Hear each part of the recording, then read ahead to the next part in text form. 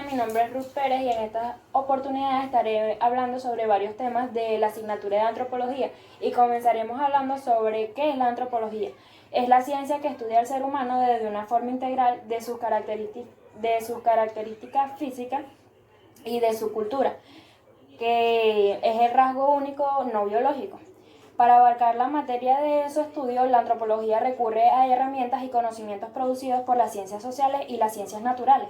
La aspiración de la disciplina antropológica es producir conocimientos sobre el ser humano en diversas esferas, intentando abarcar tanto las estructuras sociales de la actualidad y la evolución biológica de nuestra especie, el desarrollo y los modos de vida de pueblos que han desaparecido y la diversidad de expresiones culturales y lingüísticas que caracterizan la humanidad. Hablemos sobre la pertenencia de la antropología en la medicina. La medicina es una ciencia social y humanista que se ocupa de precaver y curar las enfermedades y necesita de la antropología ya que ésta estudia al ser humano en su totalidad, incluyendo los aspectos biológicos y socioculturales. Hablemos sobre las escuelas antropológicas. Cada una de estas escuelas que les voy a hablar utiliza una explicación distinta para estudiar al ser humano, como su lenguaje, su cultura, sociedades y evolución biológica de la humanidad. Cada una de ellas se enfoca en distintos ámbitos para así explicar cómo sufrimos el cambio de nuestra sociedad. Comencemos hablando sobre la escuela evolucionista. Los principales precursores de esta escuela fueron Edward Burnett, Taylor Morgan y Fraser. Según la teoría de Burnett, la cultura humana es el producto de una evolución natural sujeta a leyes que rigen las facultades mentales del humano en su estado social. De esta forma, la evolución de la cultura podría ser objeto de estudio científico y así lo fue. Su metodología de trabajo fue la cosificación y comparación. Y según Morgan, él centró su interés en la evolución social de la familia, desde las parejas circunstanciales hasta la monogamia. Consideraba propia de la civilización y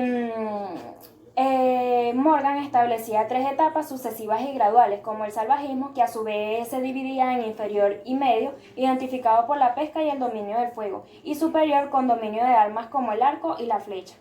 Luego barbarie, el nivel inferior solamente con el dominio de la alfarería y la domesticación. En el medio con la conquista de la agricultura y el hierro. En el nivel superior. La civilización, que es la etapa correspondiente a los pueblos que se desarrollaron en el alfabeto fonético y que poseen registros literarios. Así determinó que existían diferentes tipos de familia que evolucionaban hasta llegar a la familia patriarcal en sus formas poligámica y monogámica. Pero para Fraser, la humanidad ha recorrido 3 etapas en la formulación del pensamiento, que es la religión, magia y ciencia. La primera es cuando el efecto es similar a la causa, como ejemplo, nuestra fe en algo sobrenatural, como Dios. Y la segunda, cuando se ha tenido un contacto a distancia y sigue estando. Como un ejemplo es la brujería con un muñeco vudú. Claro que para Fraser la magia era falsificación de la ley natural y guía engañosa de la cultura. Era falsificación de la ciencia. Pero esta también tiene funciones positivas en la sociedad, como es el caso de que algunas personas creamos en Dios y otras personas en la brujería, que aunque es sobrenatural y parecido, no es lo mismo. Así nos dividimos la sociedad en nuestras creencias. Se dice también que el fracaso de la magia lleva a los hombres más clarividentes a refugiarse en la religión. Hablemos sobre la escuela funcionalista. Esta escuela considera a la sociedad como un conjunto de partes denominadas instituciones, que funcionan para mantener el conjunto, lo que implica que el mal funcionamiento de alguno de estos obliga a un reajuste del conjunto completo. Este se basa en la manera en que los individuos se organizan y al interior de la sociedad, expresándose cada uno con normas distintas, pero que propician a la integración social. Es un conjunto de instituciones que trabajan a favor del sistema en conjunto. Esta idea fue desarrollada por Montesquieu en la primera mitad del siglo XX. El funcionalismo fue un modelo teórico importante para llevar a cabo estudios antropológicos. Malinowski, quien fue fundador de la escuela funcional, defendió que las instituciones humanas deberían analizarse desde un contexto de cultura.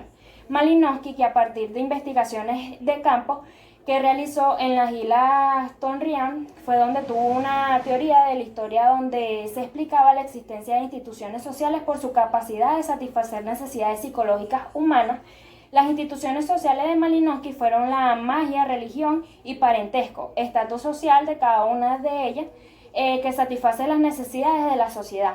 Las instituciones sociales no deben estudiarse de forma separada, sino de una relación de unas con otras, y así estableciendo la idea de funcionalidad.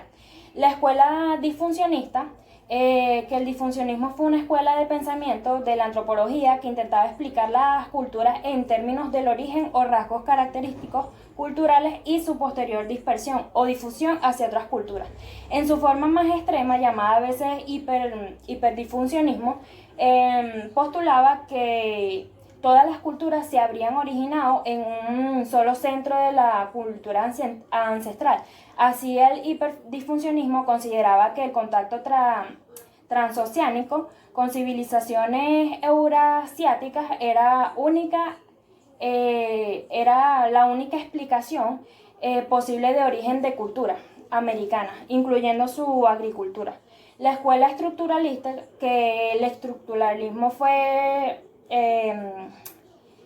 se propone identificar y definir reglas y limitaciones en el seno de las cuales el significado es generado y comunicado.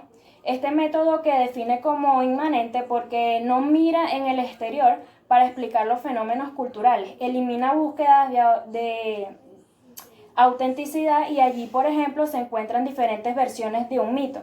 El análisis estructural toma en consideración todas las variantes halladas en un estudio de un fenómeno. Particularismo histórico. Boas adujo que cada cultura tiene su propia historia, larga y única. Para comprender o explicar una cultura en particular, lo mejor que podemos hacer es reconstruir la trayectoria única que ha seguido. Este énfasis en la unicidad de cada cultura supuso una negativa de las perspectivas de la ciencia generalizadora de la cultura. Otra característica importante del particularismo histórico es la noción de que el relativismo cultural, que mantiene que no existen formas superiores o inferiores de cultura. Términos como barbarie y civilización expresan simplemente el etnocentrismo de la gente, que piensa que su forma de vida es más normal que la forma de vida de otras personas.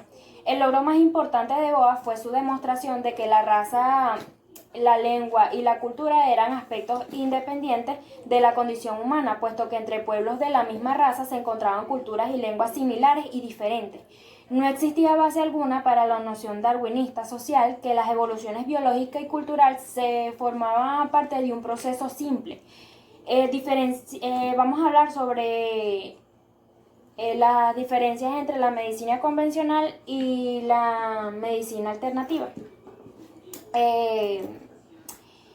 La medicina convencional o medicina alopática es la ciencia que busca prevenir y tratar y curar las enfermedades mediante el uso de fármacos, concentrándose en mayor medida en los síntomas por sobre las causas que lo originan. Se basa en los remedios, los cuales producen efectos diferentes a los síntomas que se quieren combatir. La medicina convencional se basa en evidencias, o sea, esta se refiere a que las decisiones corresponden a un uso racional y explícito, juicioso y actualizado de mejores datos objetivos aplicados al tratamiento de cada paciente. Los datos científicos más utilizados derivan de ensayos clínicos controlados y estudios de investigación secundarios, investigaciones de vigilancia y farmacológica. También se necesitan de revisiones sistemáticas o análisis que puedan ser económicos para el paciente. Se puede decir que la alopatía fragmenta la enfermedad en porciones para ser una estudiada y tratada por un especialista diferente. En cambio, la medicina alternativa, que es toda la práctica que afirma tener los efectos sanadores de la medicina, pero no está apoyada por pruebas obtenidas mediante el método científico. O sea, su efectividad no ha sido probada científicamente más allá del efecto placebo, que todo es algo como mental. O sea, y también estas personas utilizan plantas medicinales o usan terapias que no están probadas médicamente, pero sí tiene un buen resultado en el paciente. hablemos sobre el médico-paciente, la relación médico-paciente. Las características del médico en esta interrelación la resumió Hipócrates hace más de 2000 años, cuando consideró que el médico debía reunir 4 cualidades fundamentales, las cuales son conocimiento, sabiduría, humanidad y probidad. El médico en su condición de profesional debe estar dispuesto a brindar su ayuda de forma humanitaria y sensible. La relación médico-paciente puede ser clasificada en diferentes formas, pero las más utilizadas por su sentido práctico es aquella que establece 3 formas distintas, que es la relación activo-pasiva, la relación de cooperación guiada y la relación de participación mutua y la relación activo-pasiva, que es la que... la activo-pasiva es la que establece con enfermos en estado de coma o que se encuentran en una situación que no les permite establecer una relación más, como decir, participativa, como es el caso de un paciente con edema agudo de pulmón. La relación cooperativa guiada es la que se establece con pacientes que están en condiciones de cooperar en su tratamiento, como ocurre en algunas enfermedades como, enfermedades agudas como neumonía, que es un ejemplo, y crónicas como la hipertensión arterial. La relación participación mutua no solo contempla el cumplimiento del tratamiento, sino el control en discusión frontal de situaciones y actitudes relacionadas con la causa y evolución de la enfermedad. El rol del médico es que el médico, además de adoptar conocimientos y habilidades y destrezas para diagnosticar y tratar enfermedades, debe tener como función prevenir el proceso mórbido, o sea, que pueda causar defecto o daño al organismo del paciente y desencadenarle una incapacidad o estado crónico o la muerte, que es en el peor de los casos. Deben establecer una buena relación médico-paciente y siempre tener como prioridad la vida del paciente y su salud. Muchas gracias, espero haya sido de su agrado.